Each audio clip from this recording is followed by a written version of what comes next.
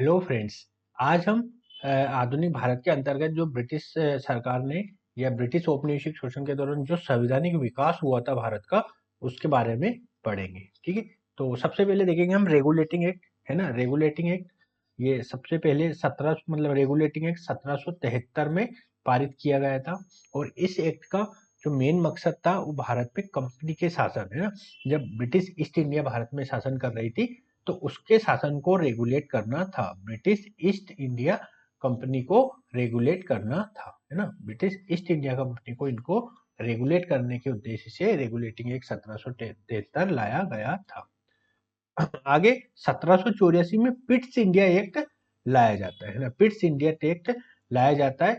इस एक्ट के माध्यम से द्वैध शासन की स्थापना भी मानी जाती है, यानी भारत में द्वैध शासन की स्थापना भी पिट्स इंडिया एक्ट के तहत मानी जाती है।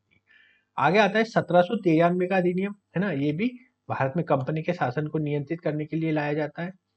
1813 का अधिनियम, है ना। 1813 के अधिनियम में क्या होता है, भारत में शिक्षा के खर्च के लिए, है ना, शिक्षा के विकास के लिए धन आरक्षित किया जाता है। शिक्षा के विकास के लिए कितना किया जाता है, 1 लाख रुपए की धनराशि दी जाती है ना। 1 लाख रुपए शिक्षा के लिए दिए जाते हैं, परंतु इस पैसे को कैसे खर्च करना है इसके बारे में कोई उपबंध नहीं होता है। तो बहुत सारा जो इसका पैसा है वो अनयूटिलाइज ही रह जाता है। ठीक। 1813 के अधिनियम के तहत कंपनी के व्यापारिक एकाधिकार को भी समाप्त कर दिया गया था, है ना। कंपनी के जो व्यापारिक एकाधिकार था, है ना, उसको समाप्त कर दिया गया था, है ना। व्यापारिक एकाधिकार को समाप्त कर दिया गया था, है ना। ठीक है। ऐसा क्यों किया जा रहा था, क्योंकि ब्रिटेन में तात्कालिक स्तर पर औद्योगिक क्रांति चल रही थी, है ना। औद्योगिक क्रांति चल रही थी। तो औद्योगिक क्रांति से जो ब्रिटिश निर्मित वस्तुओं को भारत पहुंचाने के लिए इनको मतलब ज्यादा लोगों को भेजने की आवश्यकता थी, इसलिए इन्होंने कंपनी का जो एकाधिकार था कि कंपनी केवल व्यवसाय कर सकती है, उसको समाप्त कर दिया। और ब्रिटेन के दरवाजे मतलब भारत में जो व्यापार करने वाले लोगों की संख्या बढ़ा दी, है ना। और भारत में प्रत्येक ब्रिटिश के लिए मार्ग खोल दिया, है ना। प्रत्येक ब्रिटिश के लिए, है ना, भारत में मार्ग खोल दिया ब्रिटिश शासन ने। ठीक। इसमें क्या था कि जो व्यापारिक एकाधिकार को समाप्त कर दिया था, लेकिन चाय और चीनी पर एकाधिकार बनाए रखा था। एक अपवाद रखा था, चाय और चीनी पर इसका जो ब्रिटिश ईस्ट इंडिया कंपनी का एकाधिकार बना रहेगा।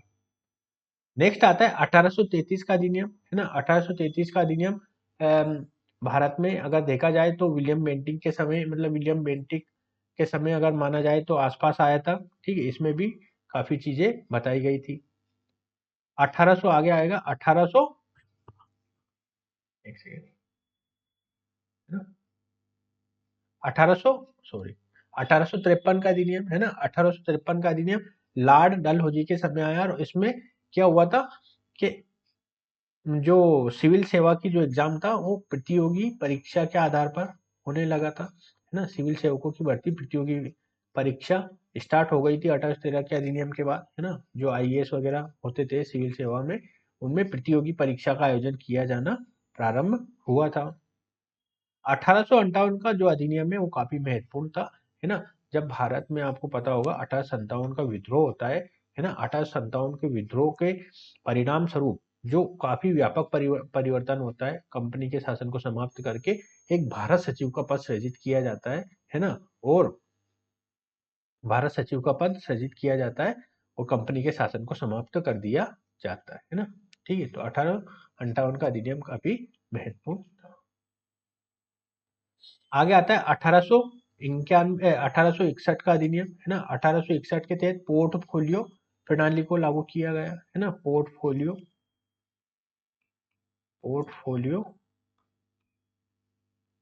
ना पोर्टफोलियो सिस्टम को लागू किया गया 1861 के अधिनियम के तहत। 1892 का अधिनियम, है ना। 1892 के अधिनियम में भी काफी बातें कही जाने लगी। इसमें क्या है, प्रश्न पूछने का अधिकार को दिया गया है। आगे आता है 1909 का अधिनियम, है ना। 1909 का अधिनियम जो मैंने पिछले वाले वीडियो में 1919 बोल दिया था गलती से, उसके लिए मैं क्षमा चाहता हूँ। 1909 के अधिनियम में मुस्लिम पृथक निर्वाचन प्रणाली को मतलब लागू किया गया था, है ना? मुस्लिम पृथक निर्वाचन प्रणाली को लागू किया गया था, है ना? मुस्लिम पृथक निर्वाचन प्रणाली को लागू किया गया, है ना? ठीक है। आगे आता है 1919 का अधिनियम, है ना? 1919 का अधिनियम को मोंटेग्यू चेम्सफोर्ड सुधार भी कहते हैं, है ना? मोंटेग्यू चेम्सफोर्ड सुधार भी कहते हैं। इस अधिनियम के तहत भारत में पहली बार महिलाओं को मताधिकार प्रदान किया गया, है ना? पहली बार महिलाओं को मत देने का अधिकार दिया गया, है ना? महिलाओं को पहली बार 1919 के अधिनियम के तहत मताधिकार दिया गया, है ना? मताधिकार दिया गया था। आगे आता है 1935 का अधिनियम। 1935 के अधिनियम को मतलब जो भारत जब स्वतंत्र हुआ तो भारतीय संविधान जब अपनाया गया तो बहुत सारे जो प्रोविजन है 1935 के अधिनियम से लिए गए थे, है ना? जो भारत को वर्तमान हम संविधान देखते हैं तो इसमें बहुत सारी ऐसी बातें हैं जो 1935 के अधिनियम से ली गई थी। जैसे एक उदाहरण मैं बताता हूँ, जो 7वीं अनुसूची के तहत तीन तीन सूचियां होती है, संघ सूची, राज्य सूची और समवर्ती सूची, उसको हमने 1935 के अधिनियम से लिया, है ना? तो बहुत सारी चीजें हमने 1935 के अधिनियम से ग्रहित की है, ठीक है? तो ये मेजर रूप से 1935 का अधिनियम अंतिम था जो व्यापक स्तर पर भारत में संवैधानिक सुधारों के लिए लाया गया, ठीक है? अब कुछ समाजवादी आंदोलन भी भारत के जो ब्रिटिश औपनिवेशिक शासन के दौरान हुए थे, जैसे कम्युनिस्ट पार्टी का गठन हुआ था, है ना? कम्युनिस्ट पार्टी का गठन हुआ था। कांग्रेस समाजवादी पार्टी का गठन हुआ था 1934 में, है ना? कांग्रेस सोशलिस्ट पार्टी का गठन हुआ था 1934 में। कांग्रेस का कराची अधिवेशन हुआ था 1931 में, है ना? कांग्रेस का जो कराची अधिवेशन हुआ था ये 1931 में हुआ था। इसमें समाजवादी विचारधारा से बहुत सारे ऐसे प्रोविजंस पारित किए गए थे, है ना? इस अधिनियम में महात्मा गांधी को काले झंडे दिखाए गए थे, है ना? काले झंडे दिखाए गए थे। क्या आप इसका कारण बता सकते हैं कि महात्मा गांधी को काले झंडे क्यों दिखाए गए थे, है ना? काले झंडे दिखाए गए थे जब वो सम्मेलन में भाग भाग लेने जा रहे थे तो काले झंडे दिखाए गए थे। क्यों दिखाए गए थे, आप इसका कारण बताइए, है ना? ठीक है।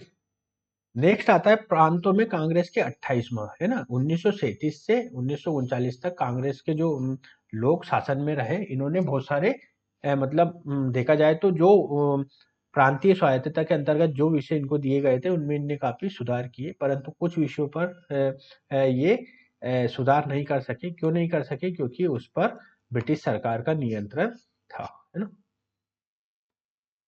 देशी रियासतों के प्रति कांग्रेस की रणनीति, है ना? देशी रियासतों की जो थी, अगर उनको देखा जाए तो कांग्रेस का नीति किस तरह की थी, और जो भारत जब स्वतंत्र हुआ तो 600 से 650 से ज्यादा देशी रियासतें थी। तो देशी रियासतों के एकीकरण में किनकी महत्वपूर्ण भूमिका देखी जाती है? सरदार वल्लभ भाई पटेल, है ना? सरदार वल्लभ भाई पटेल की जो भूमिका है वो देशी रियासतों को भारत में विलय करने में महत्वपूर्ण भूमिका मानी जाती है, है ना? जो देशी रियासतों को विलय मतलब भारत में विलय के संदर्भ में देखा जाए तो सरदार वल्लभ भाई की तुलना, है ना, जर्मनी के बिस्मार्क, है ना, जर्मनी के बिस्मार्क और इटली के काउर से की जाती है ना? कैसे की जाती है कि जैसे जिस प्रकार जर्मनी के एकीकरण में बिस्मार्क की विशेष भूमिका थी, इटली के एकीकरण में काउर को जब विशेष दृष्टिकोण था एकीकरण में, उनसे तुलना की जाती है कि जो भारत की इतनी सारी जो देशी रियासतें थी उनको एक करने में सरदार वल्लभ भाई पटेल ने महत्वपूर्ण भूमिका निभाई, और बिना किसी रक्तपात के, मतलब ना ही किसी मतलब किसी तरह का खून खराबा हुए बिना सरदार वल्लभ भाई पटेल ने देशी रियासतों का एक मतलब भारत में विलय कराया, है ना? कुछ चीजें ऐसी थी जो छूट गई थी, जैसे कांग्रेस का सॉरी, जैसे जम्मू कश्मीर का विलय, हैदराबाद का विलय, है ना? और गुजरात का एक क्षेत्र है वो याद नहीं आ रहा मुझे, है ना? गुजरात का क्षेत्र था वो, है ना? तो तीन देशी रियासतों में कुछ विलय करने में थोड़ी दिक्कतें आई थी, लेकिन उनका भी, है ना, विलय कर लिया गया था, ठीक है? तो सरदार वल्लभ भाई पटेल ने भारत में जो देशी रियासतों के स्वतंत्रता के समय देशी रियासतों के एकीकरण में विशेष भूमिका निभाई थी, है ना? सरदार वल्लभ भाई पटेल को भारत का लौह पुरुष भी कहा जाता है ना? लौह पुरुष भी कहा जाता है ना? और सरदार वल्लभ भाई पटेल ने एक बात कही थी, उन्होंने कहा था कि जो सिविल सेवा है है ना। सिविल सेवा सिविल सेवा को इस्पाती ढांचा कहा था, है ना, इस्पाती ढांचा कहा था, है ना। मतलब जो सिविल सेवाएं भारत के जो किसी तरह की कभी चैलेंज आता है, कुछ आता है, तो एक इस्पात जैसे लोहा होता है ना, वो टूटता नहीं है ना, उसी तरह से सिविल सेवा को इन्होंने एक इस्पाती ढांचा का संज्ञा दी थी। ठीक है, तो ये संवैधानिक विकास था सब। ठीक है। इस वीडियो के साथ ही हमारा जो आधुनिक भारत का जो पूरा घटनाक्रम है वो समाप्त होता है। अगले वाले वीडियो में हम एक नए विषय के साथ जल्दी मिलेंगे, तब तक के लिए नमस्कार।